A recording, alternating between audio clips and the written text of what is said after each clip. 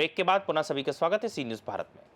खबर अंबेडकर नगर से है, जहां आलापुर तहसील क्षेत्र में इन दिनों कुछ कथित यूट्यूबरों की कार्यशैली को लेकर क्षेत्र में चर्चा तेज हो गई है। स्थानीय लोगों का आरोप है कि कुछ लोग यूट्यूब चैनलों पर खबर चलाने के नाम पर दोनों पक्षों से पैसे लेकर अपना रुख बदल लेते हैं, जिससे पत्रकारिता की साख पर सवाल खड़े हो रहे हैं। जानकारी के अनुसार होली के दिन रंग डालने को लेकर दो पक्षों में विवाद हो गया। आरोप है, विवाद के दौरान कुछ लोगों ने एक दलित युवक को जाति सूचक शब्दों का प्रयोग करते हुए मारपीट कर घायल कर दिया। पीड़ित पक्ष द्वारा थाना जहांगीरगंज में तहरीर दी गई, जिसके बाद पुलिस ने मामला दर्ज कर पीड़ित को मेडिकल परीक्षण कराया। हालांकि पीड़ित पक्ष का आरोप है कि मेडिकल परीक्षण में उसकी सभी चोटों का सही तरीके से उल्लेख नहीं किया गया, जबकि कुछ जगहों पर गंभीर चोटें और टाके भी लगाए गए। इस बीच घटना की जानकारी मिलने पर कुछ यूट्यूबर मौके पर पहुंचे और पीड़ित के घर जाकर वीडियो बनाने लगे। क्षेत्र के लोगों का आरोप है कि खबर चलाने से पहले कुछ रकम तय कर पुलिस की कार्रवाई पर सवाल उठाए गए और गिरफ्तारी को लेकर माहौल गर्म करने की कोशिश की गई। ग्रामीणों के अनुसार अगले ही दिन वही यूट्यूबर दूसरे पक्ष के यहां भी पहुंचे और उनसे बातचीत करने के बाद उनका रुख भी बदल गया। आरोप है कि दोनों पक्षों से आर्थिक लाभ के बाद खबरों का स्वर भी बदलता रहा। फिलहाल पुलिस द्वारा मामले की जाँच की जा रही है। वहीं क्षेत्र के जागरूक लोगों का कहना है कि प्रशासन को ऐसे मामलों की भी निष्पक्ष जांच करनी चाहिए, ताकि खबर के नाम पर किसी भी प्रकार की अवैध वसूली पर रोक लग सके।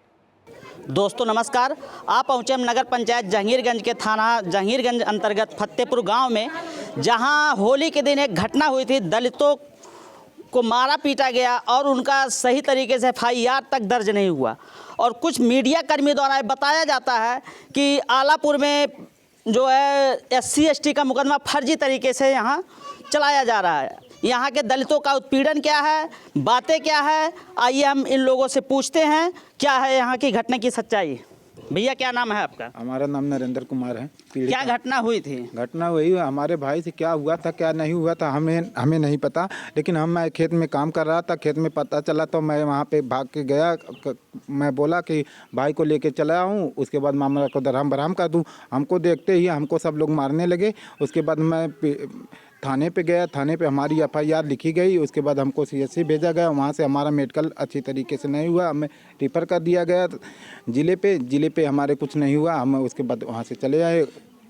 परसों भर हमारा नाक का एक्सरे नहीं हुआ, सर का हुआ, लेकिन सर में कुछ नहीं, पता नहीं आया कि नहीं आया, उनके पास है। यही बात है मैटर। कहीं तो आप कहानी नहीं बना रहे हैं, क्योंकि ऐसा यहाँ पे कुछ पत्रकारों द्वारा चलाया गया कि ये सब झूठ है, अफवाह है, सिर्फ दलित जो है SC ST एक्ट का दुरुपयोग कर रहे हैं। कहीं आप कहानी तो नहीं बना रहे हैं। आइए हम यहाँ के और कुछ लोगों से बात करते हैं। चाचा क्या नाम है आपका? अवधराज। क्या यहाँ घटना सत्य हुई थी? जी। तो घटने में क्या हुआ था? घटने में गए थे दुकान पे रविंदर कुमार सामान लेने। सामान जो लेके आए थे, आ रहे थे रास्ते में, और वो सब लोग जो है रंग डाल रहे थे। तो रविंदर जो है मना किया कि हमारे ऊपर मत डालो। तो कहें क्यों? कहना कि हमारे पिताजी मरे थे इसलिए न डालो। तो ये सब कहे नहीं, ज़बरदस्ती डालने लगे। उसके बाद जो है गुस्सा में आ गया, थोड़ा बात बोला, उसके बाद मारने लगे उसको। कौन लगते हैं आप इस पीड़ित के? गांव के हैं? गांव के हैं। तो उस समय आप थे यहाँ? हाँ, जब घटना हुई है? जी। तो देख सकते हैं घटना कहीं कहीं सत्य है।